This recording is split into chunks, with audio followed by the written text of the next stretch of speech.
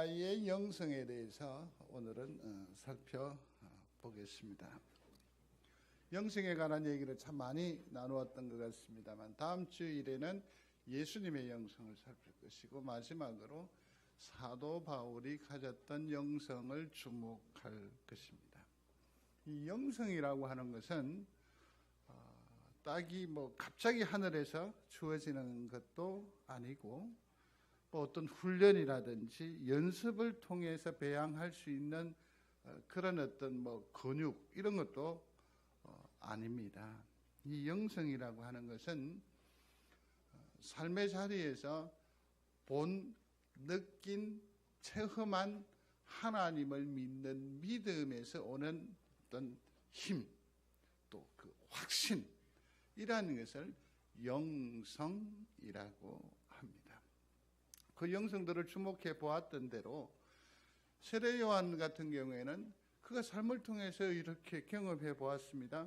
무엇을 시도해 보았고 이것도 만져봤고 이것도 뚜껑을 열어봤는데 결국 그는 뭐냐면 내가 망가져야 예수님이 돋보인다라는 거죠.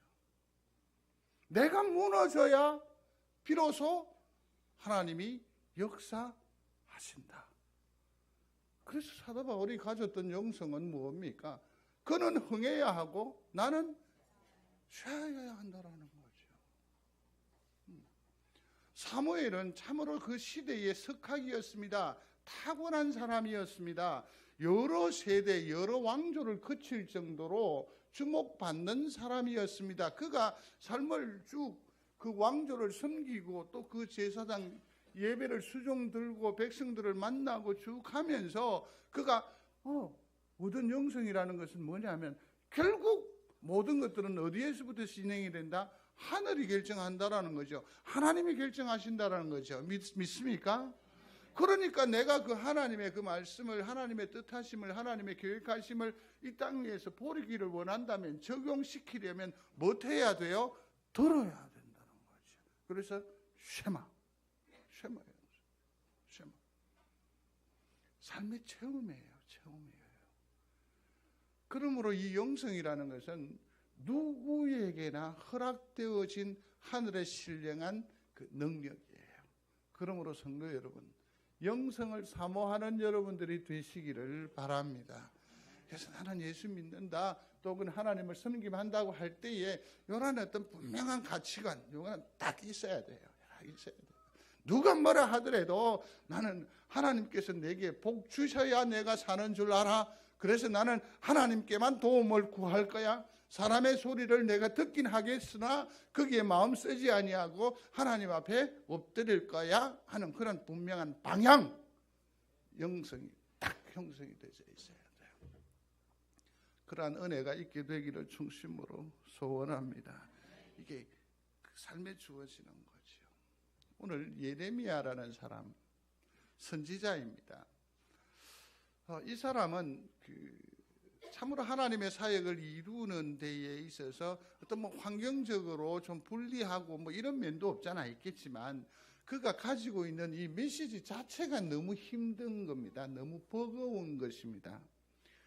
요시야 왕 때에 그가 사역을 시작을 했는데 요시야라고 하면 이름을 좀 들어본 것 같지요. 요시야. 이 요시야 왕은 아주 어릴 때에 8살 무렵에 왕이 되지요. 그러니까 섭정에 의해서 이제 왕권을 집행을 하다가 자기가 이제 어느 정도 성장하게 됩니다. 그러면서 제사장들과 관계를 하게 되고 또 성전을 수리하는 과정에서 이제 그 두루마리를 발견하게 되지요. 그것을 보면서 하나님의 말씀이 이렇다라고 하면서 자기가 성인으로서 정신을 차리면서 가장 먼저 주도한 것이 뭐냐면 소위 말하는 종교개혁이에요. 그렇게 해서 모든 사람들을 모이게 해서 말씀을 들려주고 그 말씀 앞에 부복하게 하는, 그야말로 이스라엘이 요 근간에 볼 수 없었던 영적인 충만함을 맛보는 것이요. 우리가 하나님의 음성을 잊었도다. 하나님의 말씀을, 하나님의 이 풍성하심, 이 부요하심이 이렇게 풍성한데 뚜렷한데 우리는 도대체 무엇하고 살았누 하며 탄식하면서 회개하고 자복하는 역사가 이스라엘에 있어졌다라는 거죠. 근데 그가 시드기야 왕 때까지 40년 동안 사역을 했는데, 이 시드기야는 누구냐면 유다의 마지막 왕으로 보시면 돼요. 그때까지 시드기야 왕 이후로 그들은 어디로? 바벨론으로 포로로 끌려가 버려요. 그런데 이 역사적인 이 전체 그림을 보는 이가 있어요. 누구냐면 예레미야예요. 지금은 이렇게 높이 뛰면서 축하하고 찬양하고 감동해하고 나 오늘 은혜 받았어 그렇게 말하지만, 예레미야가 그들의 삶의 행복을 또 이렇게 보니까 결국은 뭐라고요? 소리하십시오. 멸망. 지금은 파닥거리지만 그 신앙이 뭐로밖에 보여지지 않는다? 냄비 신앙으로밖에 보이지 않는 거지요. 이 신앙이 오래 가지 않는다라는 걸 알고 있는 거지요. 결국은 뭐라고요? 멸망이에요. 그러니 이 예레미야가 그 백성, 그 영혼들을 바라볼 때에 얼마나 안타깝겠어요. 얼마나 안타깝겠어요. 사랑하는 성도 여러분, 주님에게서, 말씀에게서 가련한 인생으로 사시지 않게 되기를 중심으로 소원합니다. 우리 어른들도 우리의 자녀들을 이렇게 보면 그 결국이 보여지는 때가 있지 않습니까? 그래서 참 많이 가슴 아파하지요. 이스라엘 백성들의 그 어떤 이러저러한 행복을 이렇게 바라보니까 결국은 멸망이란 말이에요. 이걸 누가 보고 있어요? 예레미야가 보고 있다라는 거지. 그래서 그들에게 선포합니다. 그들에게 예언을 합니다. 그들을 권고합니다. 그들을 바로 교정하기 위해서 나아갑니다. 이 시대에도 예레미야와 같은 선지자가 필요한 줄로 믿습니다. 한번 이 예레미야 시대하고 비교를 한번 해보시면, 요시야 시대 각성이 있었고 종교개혁이라고 하는 엄청난 영적 부흥의 감동을 맛보기도 했었어요. 그러나 시드기야 때는 멸망이잖아요. 이게 우리네 세대하고 너무나도 비슷한 것 같아요. 주의 은혜가 우리 가운데에 일제강점기를 거쳐서 6.25 전란을 통해서 복음이 우리에게 전하여 지지 않았습니까? 그 아픔, 그 좌절이 우리 속에 불을 지핀 거죠. 그게 뭡니까? 신앙의 불이에요. 성도 여러분, 이것을 통해서 역사적으로 아시게 되기를 바라요. 신앙의 불은요, 이처럼 내가 무너지고 깨어지는, 앞서 사도 바울에 대한 얘기를 이 적용점에 나왔던 그 얘기요. 내가 망가지고 깨어지는 그때에 뭐가 와요? 은혜가 와요. 그렇게 해서 신앙이 형성이 됐었어요. 그래서 복음으로 말미암은 영광이 얼마나 큰지 여러분 만끽했었을 겁니다. 그간. 그죠? 그 대표적인 게 뭡니까? 새마을 운동이며 민주화며 가장 큰 것이 뭡니까? 아파트 아니에요. 아파트.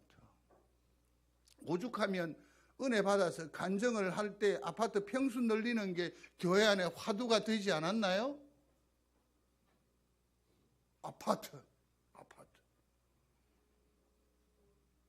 주식 이런 것 알았어요? 복권, 올림픽, 자동차, 휴대폰, 영화, 이러한 것들을 다 우리는 경험했었어요. 이게 축복의 하나의 산물인처럼 누려왔었어요. 그러나 이제는 무엇입니까? 이러한 열기가 점점 식어져 가요. 우리의 자녀들은 지금 취업난 때문에 허덕거리고 있어요. 투잡, 쓰리잡을 해야 겨우 예전과 같은 그냥 건강한 몸만 있으면 버텨낼 수 있는 그런 굴뚝산업은 이미 사라져버렸기 때문에 가면 갈수록 더 힘들고 어려워질 거예요. 가면 갈수록. 결국 뭡니까? 엄청난 불황을 보게 되겠지요. 조금 있으면 그러면 이 나라의 존폐 위기에 놓여지지 않을까요? 그러니 이 시대에 그것을 바라보고 진단하고 교정하고 돌이킬 수 있는 누가 필요합니까? 예레미야가 필요해요. 예레미야와 같은 선지자가 필요하죠. 우리는 그렇게 다투잖아요. 싸우잖아요. 그러면 뭐 어떻게 해요? 기도하는 기도가 있었잖아요. 이병헌 장로님, 남부산교회 이병헌 장로님 싸웠어요. 이 김성희 권사인데 한 일주일 정도 싸움을 했는데 서로 말을 안 하는 거죠. 김성희 권사님이 서울 사람인데 두 분 다 서울 사람이구나. 그러니까 얼마나 새침대기 막 치열하게 싸우는 거죠. 해결의 방법을 구했다고. 그게 뭐냐면 자는데 손을 슬며시 끄집어 잡고 그래서 소리내서 기도했다고. 처음에는 죄송한 표현인데 쪽팔려 죽는 줄 알았다고. 분명히 이 사람도 자기가 손을 잡고 기도하는 걸 알까 모를까? 여러분 그렇게 감각이 무딥니까? 그러면서 즉각적인 어떤 반응이나 이게 효과가 나타나지 않으니까. 근데 2, 3일 만에 마음의 문이 열려지는 것을 체험했노라고. 우리가 관계가 불편하고 어려운 일을 보게 될 때 우리 속에는 뭐가 있습니까? 기도가 있으면 그 불편은 해소되고 그 모든 일들은 형통케 될 줄로 믿습니다. 이게 있잖아요. 그러나 다음 세대는 이게 없잖아요.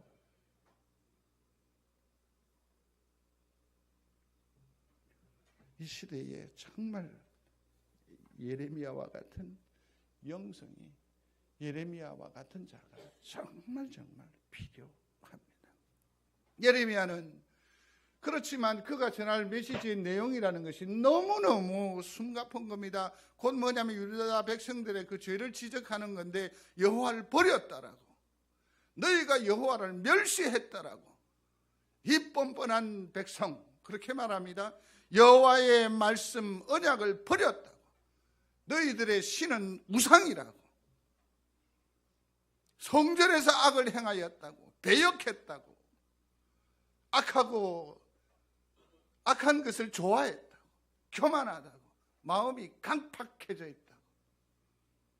여러분, 이러한 얘기를 지금 허공에 치는 소리가 아니라 나에게 주어지는 메시지라고 여러분 한번 생각해 보십시오. 아마 예배 마치고 나갈 때 황 목사는 곤욕을 치르게 될 겁니다. 교회를 떠나게 될걸요. 이 메시지를 누가 전하고 있다고요? 예레미야가 전해요. 왜냐하면 그들을 치료 교정하기 위해서는 그렇지 않고서는 안 돼요. 구체적으로 이렇게 말해요. 하나님을 도무지 알지 못한다고. 그처럼 행하는 모든 역사는 바보 같은 자들이 하는 행위라고. 너희들은 하나님을 믿지 않고 사람을 의지한다고, 사람을 믿는다고, 마음 귀가 할례를 받지 못했다고, 듣지 못했다고, 상처 때문에 온통 신음하고 앉았다고. 이방인과 고아와 과부를 철저하게 괴롭힌다. 이러한 죄악들을 낱낱이 꼬집어내고 지적합니다. 혹 예레미야의 이 여러 지적 가운데에 혹 우리 마음에 부딪히는 것들이 있습니까? 회개하시기를 중심으로 소원합니다. 그게 나의 멸망을 넘어서 우리의 자녀의 멸망을 멈추게 하는 첩경이 된다는 사실을 기억하는 여러분들이 되시기를 중심으로 소원합니다. 그래서 이러한 역할이 성경에 소리가 있거든요. 그래서 내 마음을 쳐야 돼요. 내 마음을 쳐야 돼요.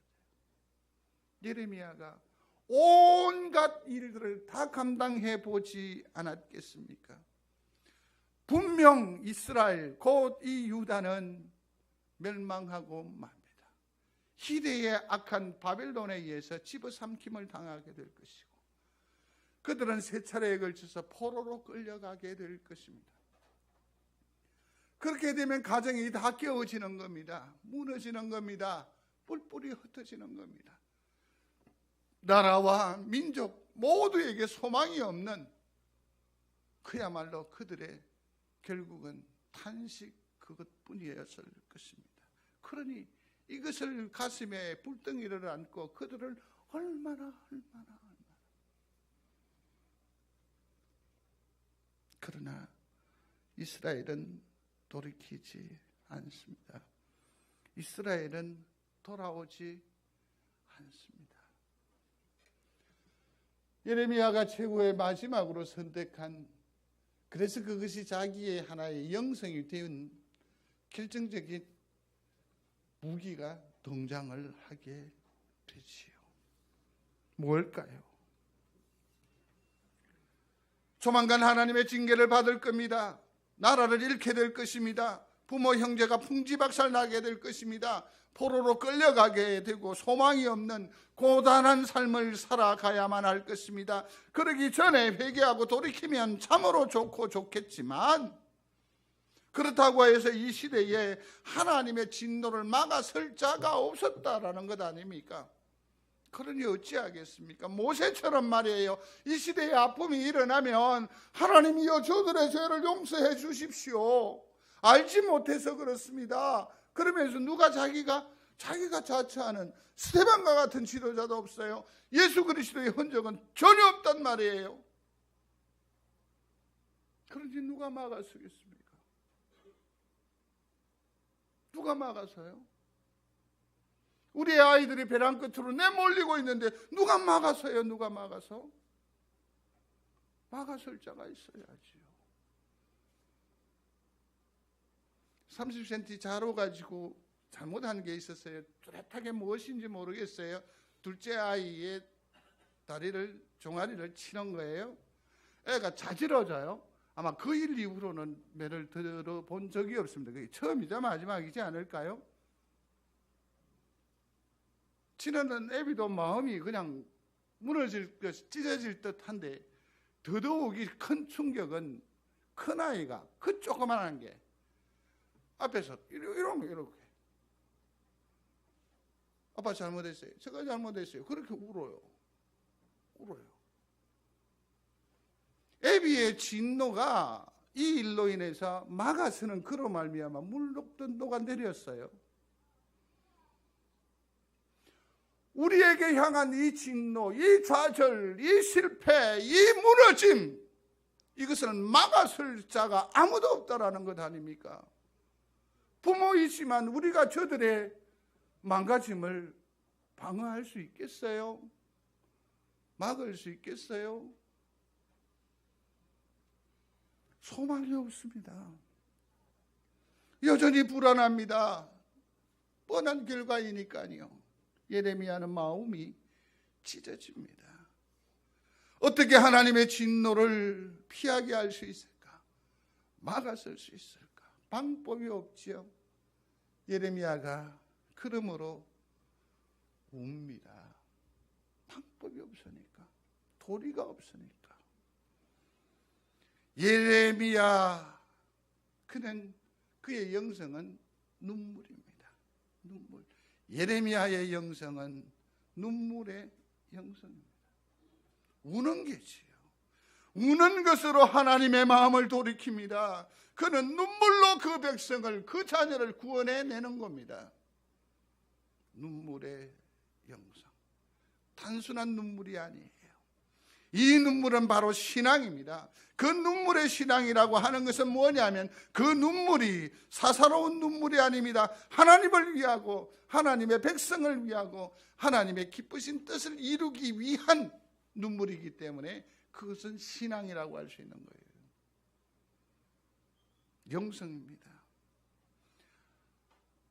이 좌절을 바라보면서 하나님께 핑계하지 않았겠습니까? 백성들을 꾸짖어 보지도 않았겠습니까? 그러나 돌이키지 않습니다. 여전히 죄악 가운데 머물러 있습니다. 필경망하고 말 것입니다. 그래서 예레미야는 우는 것이요. 울어 눈물이 앞을 가리워도 그의 입술은 한결같이 고백합니다. 하나님 살려 주십시오. 울면서 말입니다. 성도 여러분, 눈물이 자녀를 살립니다. 눈물이 하나님의 마음을 돌립니다. 눈물이 하나님의 은혜를 부릅니다. 눈물이 하나님의 축복을 부릅니다. 믿는 여러분들이 되시기를 바랍니다. 요나가 니느웨로 나아갑니다. 하나님의 뜻은 분명합니다. 니느웨는 멸망해야 됩니다. 그렇지만 하나님께서 뜻을 돌이키신다. 성도 여러분, 기억하시기를 바라요. 하나님께서 한번 정하신 뜻을 당신의 선한, 당신의 온전한 영광을 위하여 뜻을 돌이키시기도 하심을 믿는 여러분들이 되시기를 바랍니다. 그러니 나의 결국이 멸망이고 포로이고 좌절이지만 주께서 뜻을 돌이키시면 내가 주의 기쁨이 될 줄로 믿으시기를 바랍니다. 아브라함 그 백성이 죄악을 범합니다. 그러므로 하나님께서 징계를 내리시지요. 하나님께서 그와 함께 하지 않겠다라고 이미 선언하셨습니다. 하나님은 공언하시는 분이 아니에요. 실현치 아니하시는 분이라고 하지 않았습니까? 그러니 그 말씀은 곧 법이에요. 진행되어야 할 일입니다. 모세가 그에게 얼마나 매우 달립니까? 눈물로. 차라리 내 이름을 생명 그 책에서 제하여 주십시오. 그때 하나님께서 어떻게 하십니까? 그럼 내가 간다. 그러면 너희 그들의 죄를 묻지 않겠다고.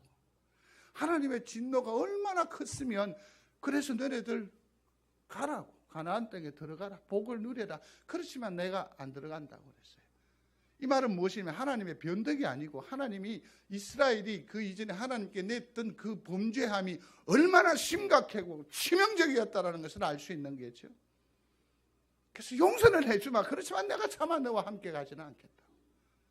그때 아브라함이 얼마나 다시 부복하고 다시 엎드려 하나님의 마음을 돌이키지 않습니까? 하나님은 그 백성을 위하여, 아니 나와 우리를 위하여 마음을 돌이키시는 살아계신 하나님이심을 믿는 여러분들이 되시기를 바랍니다. 끝이 없어요. 돌이키기만 하면 돼요. 하나님 우리를 보듬으시니까. 우리는 지금까지 예레미야의 영성을 한번 살펴보았습니다. 예레미야의 영성은 눈물입니다. 눈물. 그는 울었습니다. 그는 눈물의 영성으로 하나님의 심금을 울렸습니다. 하나님도 함께 울었다라는 얘기입니다. 전작 이 진창 가운데에서도 하나님의 긍휼을 이끌어 내었습니다.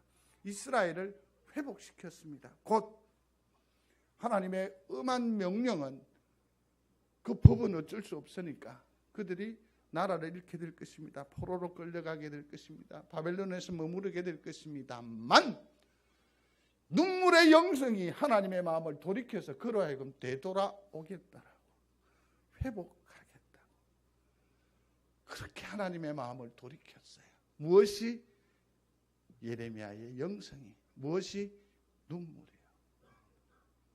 사랑하는 성도 여러분, 눈물로 회복케 하는 놀라운 은혜를 체험하는 여러분들이 되시기를 충심으로 소원합니다.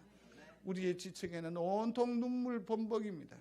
그래서 시편 기자는 우리의 인생의 여정을 눈물의 골짜기라고 했습니다. 가시밭길 형극이라고 했었습니다. 창세기 27장에 보면 에서가 울고 있지 않던가요? 축복을 잊어버렸기 때문입니다.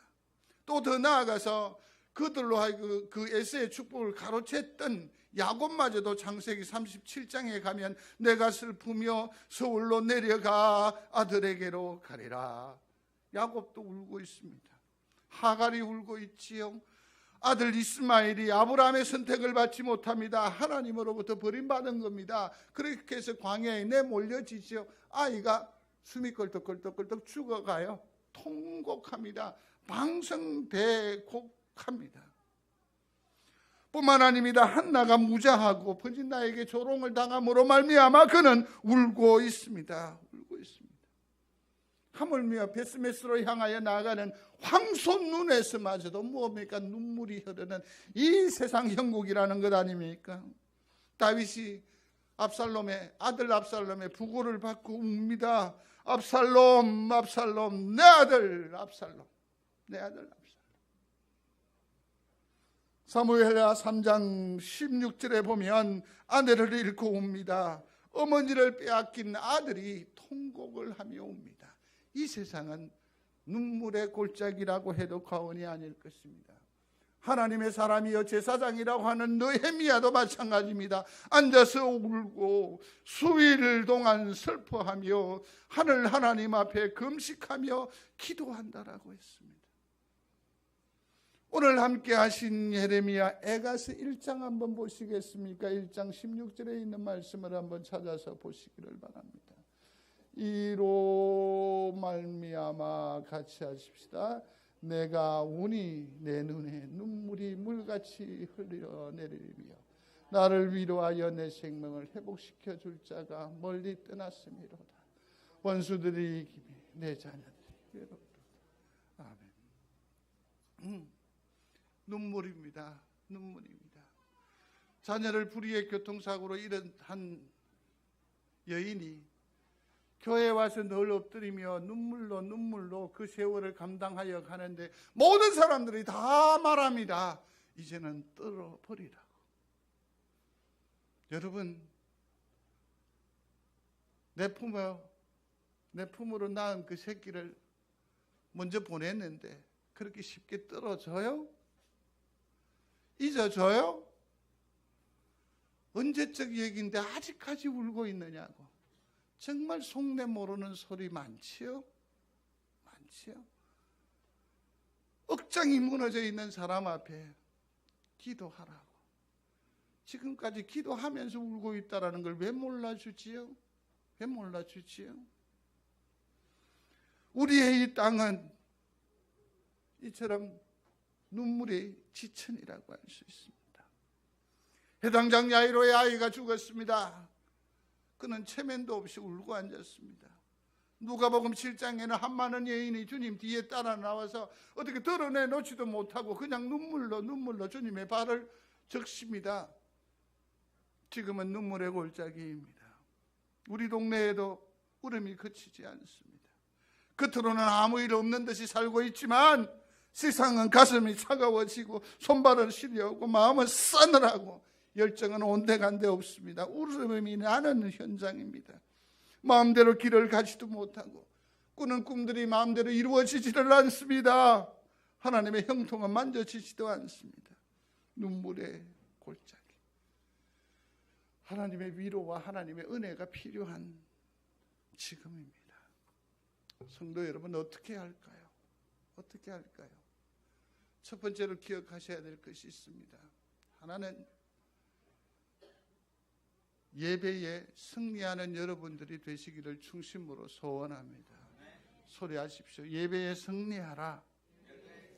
요한복음 11장 32절 말씀인데요.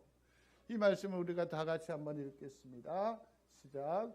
마리아가 예수 계신 곳에 가서 배웠고 그 발 아래 엎드려 이르되 주께서 여기 계셨더라면 내 오라버니가 죽지 아니하였겠나이다.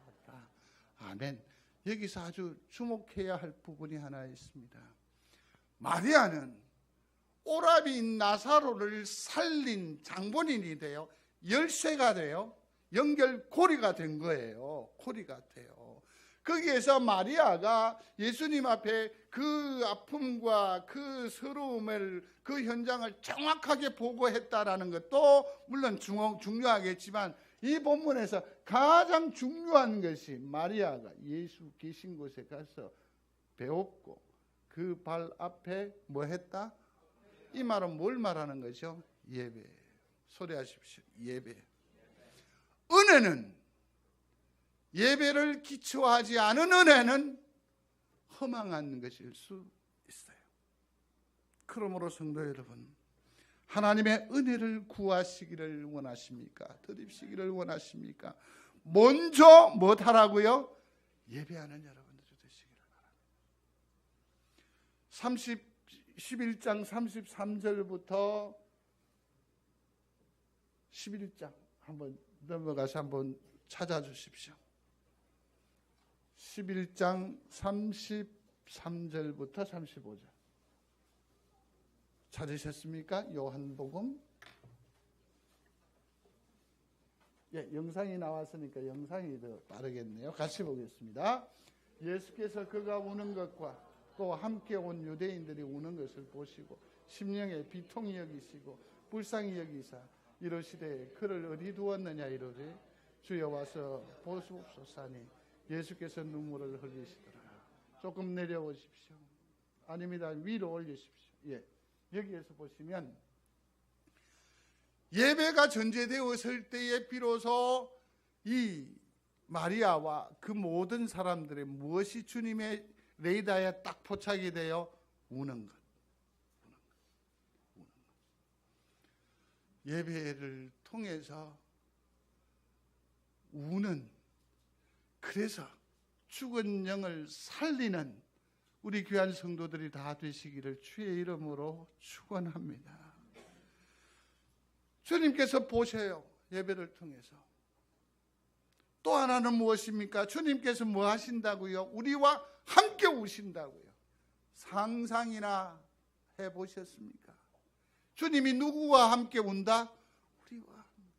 우리와 함께 운다라는 것은 무엇입니까? 내 마음과 같다라는 것이지요.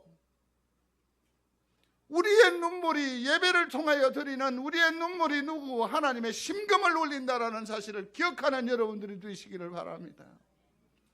하나님을 울려요. 그러므로 성도 여러분, 우시되 예배를 통해서 우시는 여러분들이 되시기를 바랍니다. 주님 보시고 같이 슬퍼하시며 위로하십니다. 두 번째로 기억해야 하는 것은, 소리하겠습니다. 울라. 눈물이 있어야 하고 삶에 참으로 하나님께로 향하는 진정한 예배가 있어야 합니다. 그러면 이 눈물로 말미암아서 우리는 하나님의 은혜를 볼 수 있습니다. 그래서 성경은 말합니다. 요엘서 1장 5절에 보면 소리하겠습니다. 너희는 깨어 울지어다. 로마서 12장에 있는 말씀입니다. 우는 자들로 함께 울라. 함께 울라. 요엘 선지자가 예레미야의 영성에 가장 가까운 사람이라고 할 수 있습니다. 거기 요엘서 2장 12절과 14절에 있는 말씀을 우리가 한번 주목해 보겠습니다. 같이 읽겠습니다.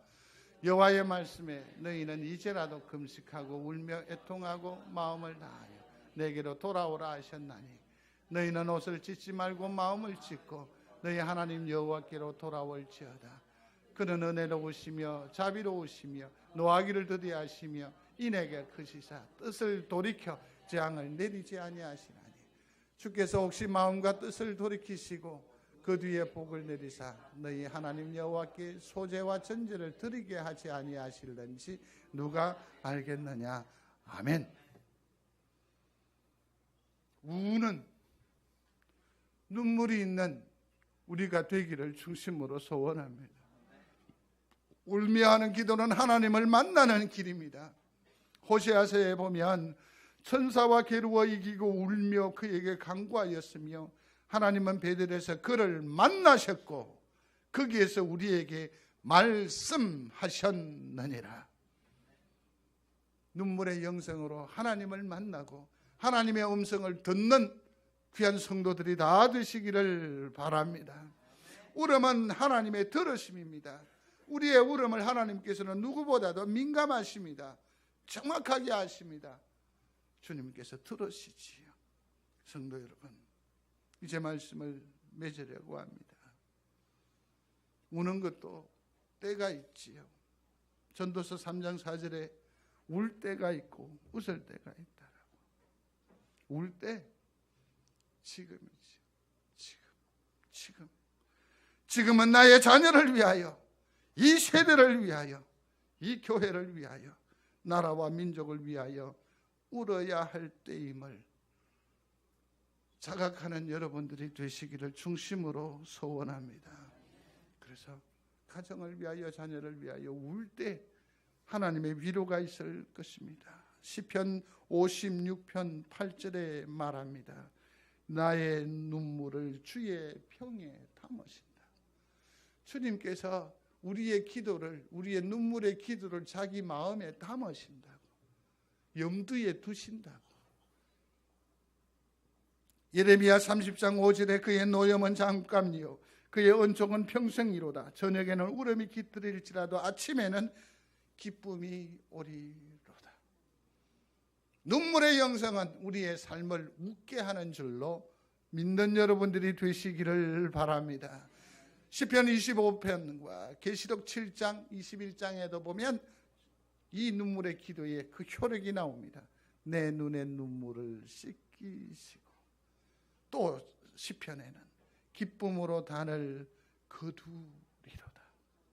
사랑하는 성도 여러분, 예레미야의 영성으로 우리의 자녀를, 우리의 가정을, 우리의 교회를, 이 시대를 구원해내는, 웃게 하는 우리 귀한 믿음의 사람들 다 되시기를 주의 이름으로 축원합니다.